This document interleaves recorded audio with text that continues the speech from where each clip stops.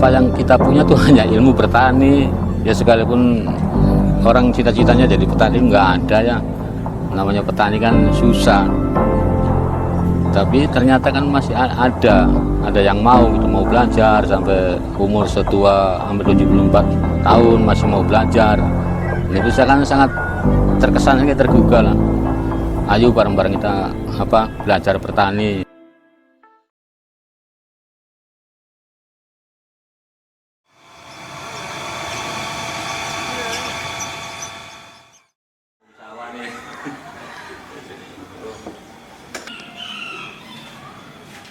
Saya Andia dari Petamburan 1, RT 1, RW 1, Tanah Abang, Jakarta Pusat. Ya awalnya saya kan dari daerah pindah ke hijrah ke Jakarta kan, ya komunitas baru, pekerjaan baru. Akhirnya saya terinspirasi sama tanah di pinggir kali ini, kelihatannya sangat subur bener. Pas saya garap ternyata bagus lah buat tanaman itu. Ada tamu dari tadi teman-teman nungguin nih. Jadi lah kita ngobrol-ngobrol dulu lah. Kita taruh dulu sini lah. Ngopi lagi.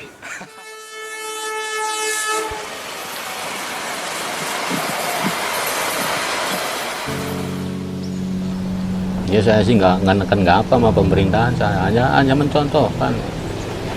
Kalau misalkan Pak Gubernur disibukkan sama sampah per tahun membuang biaya sekian miliar. Nah kenapa toh nggak bina orang seperti saya? Apa yang biasa saya lakukan sih, ya pertamanya kan ibaratnya kan tanpa izin saya nih. Dari RT RW yang penting saya lakukan kerjaan saya ini, mungkin kalau dianggapnya bagus sama masyarakat ya mungkin diterima. Ternyata kan penerimanya bagus, dari RT RW dan kelurahan sampai ke suku dinas juga mengakui keberadaan saya di sini setelah saya kerjakan atau saya garap tanah ini. Nah, awalnya kan sendiri, ternyata kayak warga ini kan banyak membantu. Kayak Pak Yadi ya ikut membantu, Pak Mumu, Pak Subur ikut membantu semua, ya ada bagian-bagiannya juga. Kalau dulu kan pertamanya kan belum terbentuk kelompok tani, sekarang udah terbentuk kelompok tani kan pastinya ada anggota. Tiap anggota tuh ada bagiannya, kayak Pak Suryadi ya bagian nyiram atau apa. Yang penting kita kebersamaannya lah, cuman nggak ditekan nyiram aja. Ada edukasi tersendiri, kayak cara pemupukan, kayak cara penyemaian. Apa yang saya bisa tuh saya kasih lihat semua, nggak ada ibaratnya nggak ada rahasia lah, namanya ilmu pertanian apaan sih. Yang penting kita kreatif, mau bercocok tanam dengan hati ya insya Allah akan sesuai dengan keinginan hati saya, keberhasilan lah.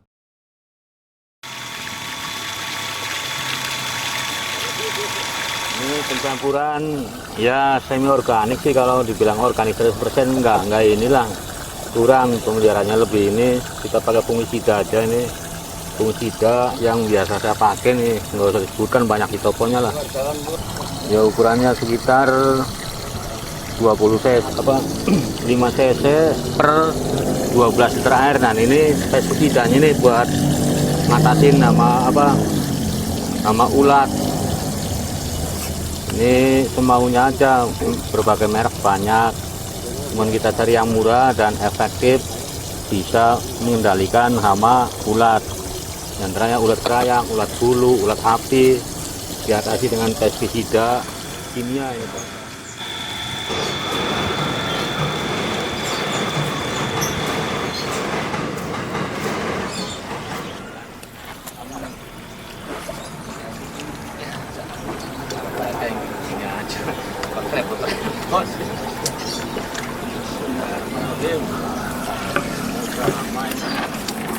Sudah ada tanda-tanda serangan.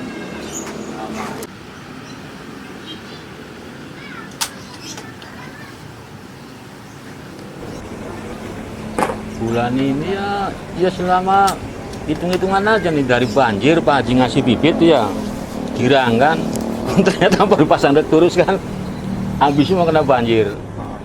Ya penghasilan dari mana, saya fokus di sini kok.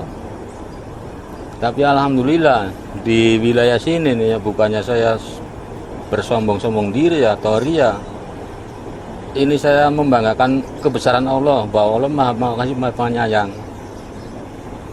Belum pernah orang sini yang tersakiti, saya pinjam duit buat makan nggak bayar, tanya nih anggota saya kan lebih tua semua ini. Belum pernah Pak. Itu entah dari mana, itu pemberian Allah, tahu lewat siapa, tetap saya makan masih nasi, lauknya masih ikan, alhamdulillah. Kalau secara rasio sih nggak masuk akal, nggak mampu lah makan, mati kelaparan saya. Tapi berkat keyakinan menimbulkan suatu keyakinan begitu kan nggak mudah. Kalau dibilang susah ya fakir lah, bukannya miskin lagi. Juga kalau miskin kan fakir. Tapi saya ya ibaratnya ngeluh bener ya jangan, nggak boleh. Kita harus berbesar hati masalah ketuhanan, bahwa Allah itu maha pengasih dan maha penyayang, itu harus dibuktikan bagaimana. Jangan hanya tahu artinya aja, pelaksananya nggak tahu. Iya anak TK SD, bismillahirrahmanirrahim, atas apa dengan nama Allah yang maha pengasih dan penyayang, praktek di dunianya bagaimana. Itu yang agak susah itu. TK pun bisa, SD pun bisa, yang gelar insinyur juga bisa, tapi penerapan buat kehidupan sehari-hari. Taruhlah misalkan udah kerja, dipecat, turun ekonominya, ya mau mengandalkan siapa lagi? Temen udah nggak mau ngasih utang karena nggak dipercaya sih. Kalau bukan mengandalkan Allah, bagaimana sikap saya manusia nih terhadap sama sang penciptanya? Masih manfaat. Kalau toh saya minta sama Allah Subhanahu wa taala nih, kalau toh saya hidup udah ditanam harapan lagi, cabut nyawa saya. Buat apaan? Buat bala di dunia. Ikhlas loh saya. Itu hanya doa saya, pamungkas saya. Dan sekalipun misalkan akhir hayat saya nih ya, jangan sampai ngerepotin orang yang masih hidup lah. Kalau ngerepotin masalah penguburan sih kita nggak bisa ngubur sendiri, Mas.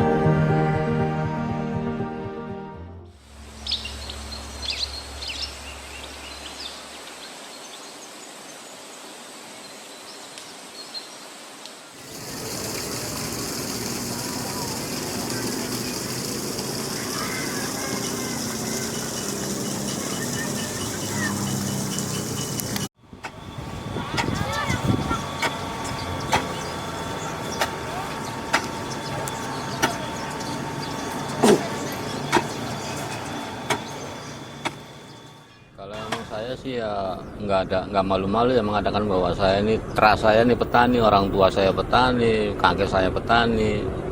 Nah bisanya hijrah kemari kan itu dari kampung itu. Masa orang petani hijrah kemari kan ada sesuatu. Memang Jakarta ini udah padat. Cuma karena dengan terpaksa saya harus hijrah kemari dalam kondisi istri saya sakit, hijrahlah kemari. Nah kalau mulai bertani di sini kan setelah hijrah kemari kan ibaratnya pekerjaan nggak ada, komunitas apa, relasi teman-teman juga teman-teman baru. Nah kita membina supaya bermitra sama orang sini kan butuh proses. Yang baru saya laksanakan sih dari tahun 2016 itu, 2015-16 tuh awal bertani di sini. Nah kalau tempat di sini sih ibaratnya istri saya kan asli sini, cuman hijrah ke Cirebon ke daerah bertani. Nah ada kendala, istri saya sakit, hijrah kemari. Karena apa? Sakitnya kan lain daripada yang lain. Harus pengobatan inilah spesialis di Rumah Sakit Kanker Darmais itu. Nggak bisanya lihat di sini, ya namanya kita awalnya tinggal di sini ya tahu bahwa di Pantaran ini kan udah bertahun-tahun nggak digarap. Nah, setelah saya lihat kemarin kan kok ini tanah kayak subur. Nah, saya coba bawa arit, saya buangin rumputnya tuh ya, semak-semaknya kayak sampah kayak apa tuh saya bersihkan semua. Itu juga nggak terus langsung luas ini, bertahap lah. Saya coba dulu pakai beberapa tanaman horti lah kayak timun, kayak kacang panjang, area itu. Ternyata ya kalau buat tekstur tanahnya sangat subur. Ya orang Indonesia paling subur sih. Saya nggak ragu lagi kalau tanah kita tanah paling subur.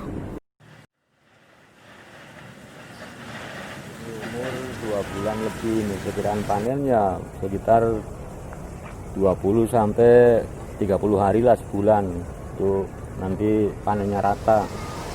Cuman ini Pak, apa ya, ibaratnya udara di Jakarta sama di daerah tuh sangat beda bener. Karena ini apa, bisa dibuktikannya dengan ini, kemarin kan kena hujan siang, seharusnya kan sampaikan rata begini, karena hujan siang akhirnya ini terjadi kena penyakit keriting. Memang polusi Jakarta udah sangat tinggi. Kalau pengalaman saya di daerah ini, biar hujan siang juga nggak separah ini efek dari tanaman ini. Kan bisa dibuktikan nggak rata ini Pak. Jadi benar-benar polusi Jakarta ini sangat tinggi. Pembuktiannya kita ya percobanya dari tanaman aja, bahkan bukan cabai rawit aja nih, tanaman keras pun bisa berdampak kalau buat hujan siang. Kalau kandungan nitrogen air hujan sih memang bagus buat semua tanaman tuh. Tapi kalau ibaratnya lagi panas, hujan panas terusan apa, baru-baru lagi ngembang kena hujan, ya efek dari tanamannya kayak ini. Tapi mudah-mudahan ini masih bisa diobati. Ini kan ada kerontokan buah ini. Ini efek dari hujan siang ini. Ini pembuktian bahwa cuaca di Jakarta ini polusinya udah sangat tinggi.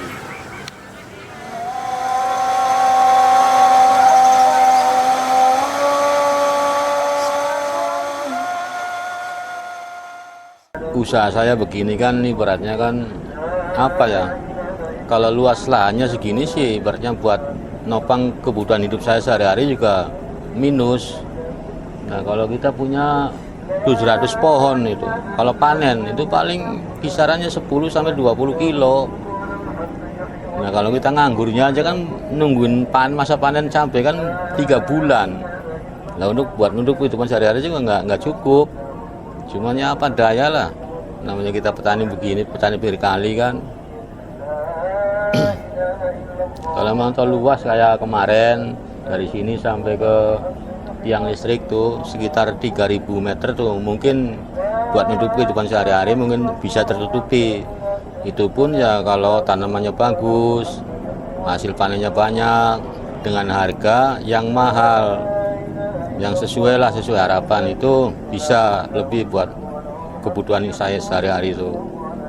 Kalau hanya sejengkal begini mah ya ibaratnya ya bukan berandai-andai sih, cuman kita ibaratnya yang saya harapkan nih silaturahminya ini.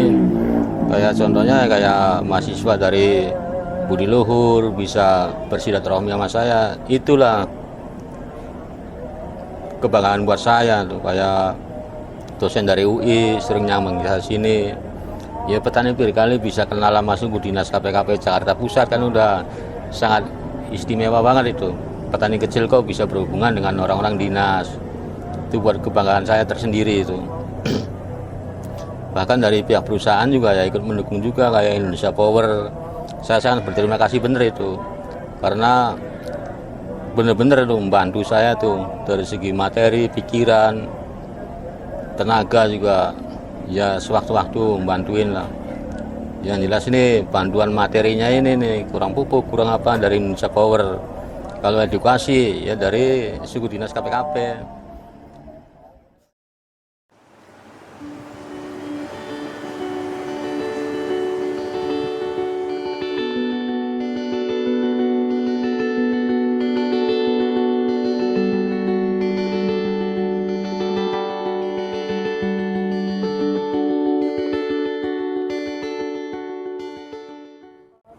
Pak Anggia ini yang Koptan MTI merupakan binaan dari Sudin KPKP Jakarta Pusat. Nah, kami di sini selaku pengurus memfasilitasi, jadi program apa yang dilaksanakan Sudin KPKP akan kita teruskan ke Koptan MTI, Koptan Pak Anggia.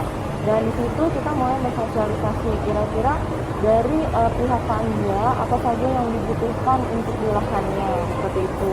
Nah, nanti kita sekretaris, nah ada bantuan yang dari Sudin KPKP yang bisa masuk ke Pak Anggia. Nah itu sudah kita teruskan. Pak Anggia sebagai ketua kelompoknya atau pionernya di situ.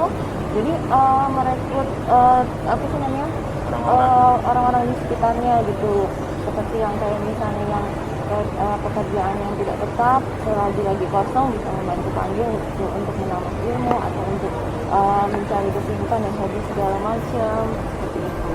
Itu untuk kelompok lain, untuk budidaya untuk budidaya yang petani itu hanya Pak Andi aja. Mungkin kalau misalnya ada juga selain budidaya cabai hidroponik, paling itu binaan seperti Apetra. Dan saya sarankan Pak Andi ya harus tetap semangat. Memang ya masalah keadaan kemarin banjir kita juga ikut prihatin, tapi berbalik itu kita melihat dia tetap semangat, ya kita juga lebih semangat lah untuk mendukung Pak Andi. Tetap semangat dan juga pantang menyerah, walaupun sudah beberapa kali tertimpa musibah, masih tetap bersemangat dan mau untuk memperindah dan mempercantik bantaran Kali Ciliwung.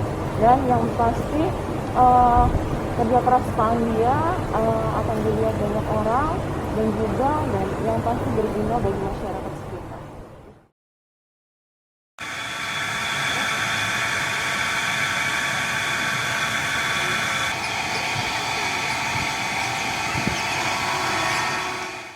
Masyarakat kota kan mana tahu pertanian, ibaratnya kita bertanam sesuatu tanam di sini.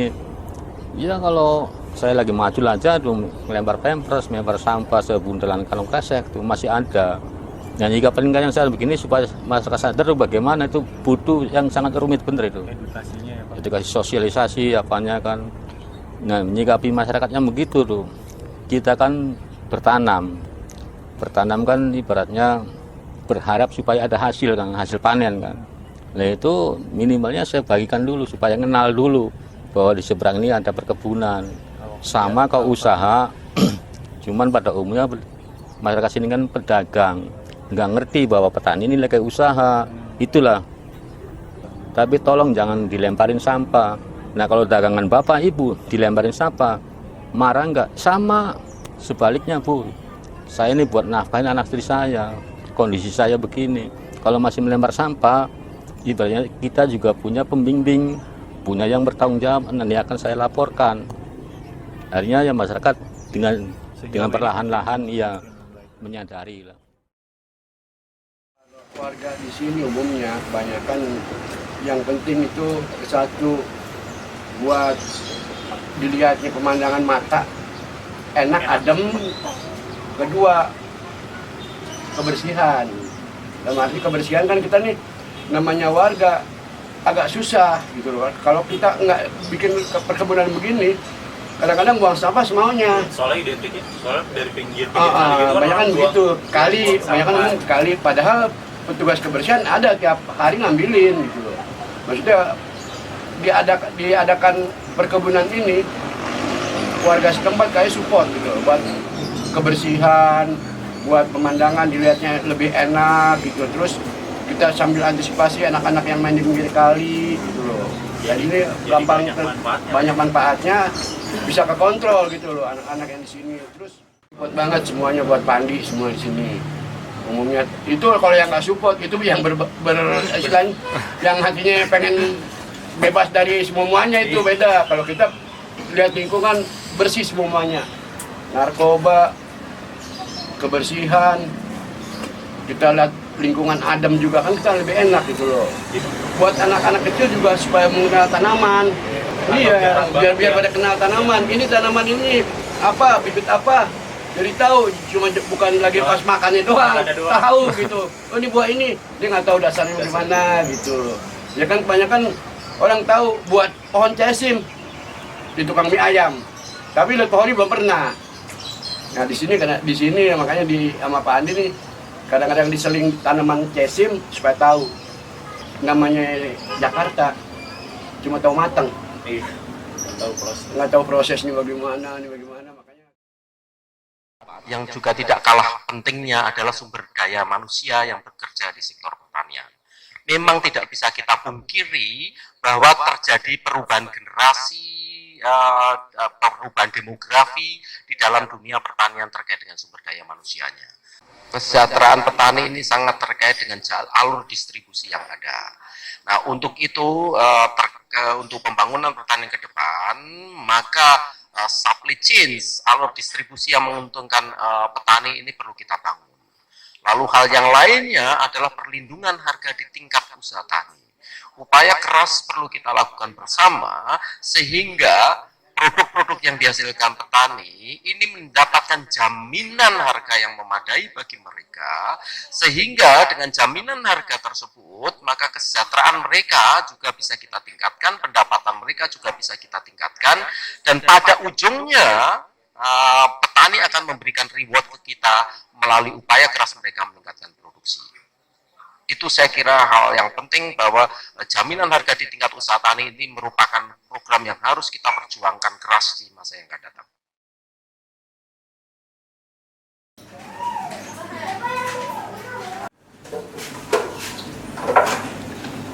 Yang waktu itu bangun tidur itu dia biasa ya sholat subuh, setelah sholat subuh itu dia ya kadang-kadang kalau mau sarapan dulu, kalau nggak mau sarapan dia ngopi, terus udah itu ya udah dia aktivitas seperti biasa. Maklum yang tanya ya segitu pekerjaannya setiap harinya. Ya alhamdulillah saya bersyukur ya dapat pasangan seperti bapak. Sampai sekarang tuh dia tetap Semangat tuh ya. Semangat, dan memang kita sekeluarga meskipun apapun keadaannya begitu. Ya, biar sehat aja terus tuh. Ya, amin. Mudah-mudahan suami saya selalu diberikan kesehatan, diberikan kekuatan untuk tetap bertanggung jawab pada keluarga, pada anak dan istrinya. Semangat Semangat bertani. bertani untuk dia pun bisa membagikan ilmu kepada teman-temannya atau kepada rekan tani yang lainnya.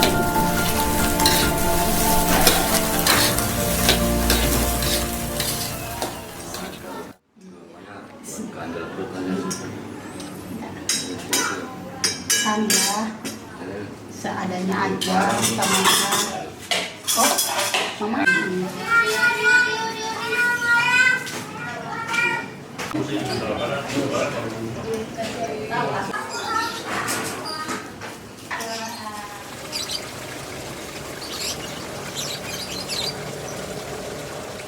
Ini Ya, kita panen cabai ini. iya Pak. Panen pertama ini, tahu dapat sedikit, tahu banyak, ya kita harus dipanen hari ini. Iya. Embernya mana? Embernya ambil. Bismillahirrahmanirrahim. La haula wala quwwata illa billahil azim. Ini bawa ya Pak.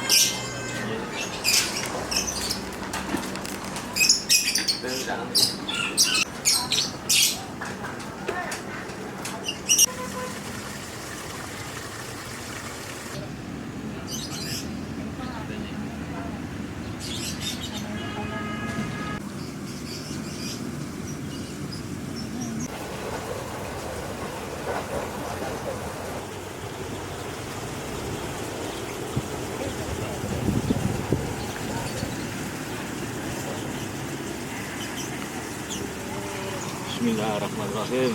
Ini panen pertama, alhamdulillah lah. Biar belum sempurna bener, belum banyak, tapi alhamdulillah udah ada.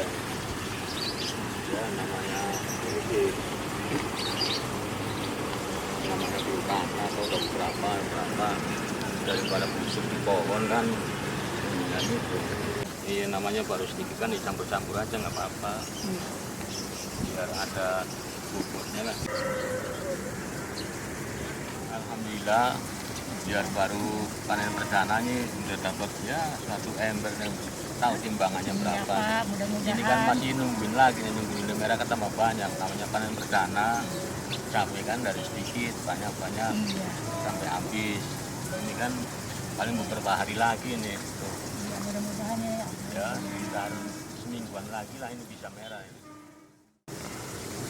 Ya tujuan saya sih ini ya bukannya sok suci. Nah generasi muda Tanah Abang sini kan penuh dengan narkoba supaya untuk menginspirasi bahwa untuk mencari nafkah dengan jalan halal kan banyak arahannya. Nah saya contohkan dengan bertani ini.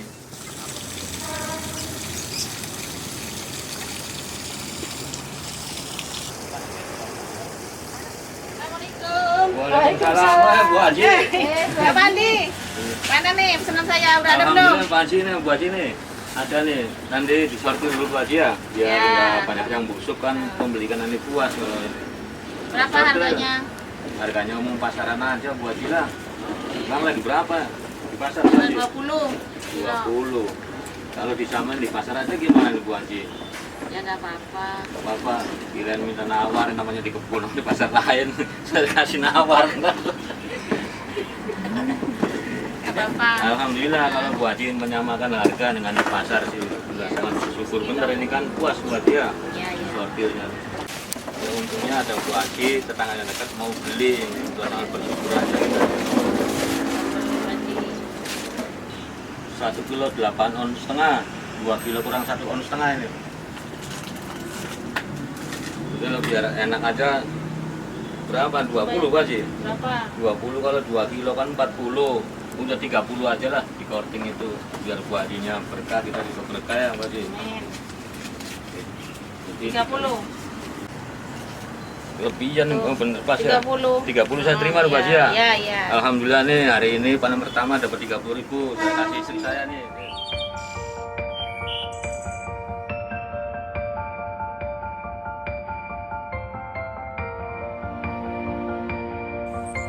Karena negara Indonesia kan negara agraris, negara pertanian. Kenapa toh hanya satu varietas cabai aja mesti impor? Ya ini sih buat pesan buat pemerintah ini. Ya jangan kurang maklum juga, saya kan petani kecil, cuman saya ikut merasakan dampaknya. Kalau impor, harga cabai jatuh sampai nggak laku. Nah saat bulan kemarin nih, ini fakta ini, masa harga cabai rawit di daerah sampai Rp5.000 buat mengulikan orang panen juga nggak sesuai itu. Nah, harusnya pemerintah harus ada tindakan bagaimana. Nah kalau harga cabai stabil kan tidak ada apa, selalu untung sekaligus sedikit tapi menguntungkan. Nah petani kan sejahtera, enak, tidak kapok akan menanam sesuatu.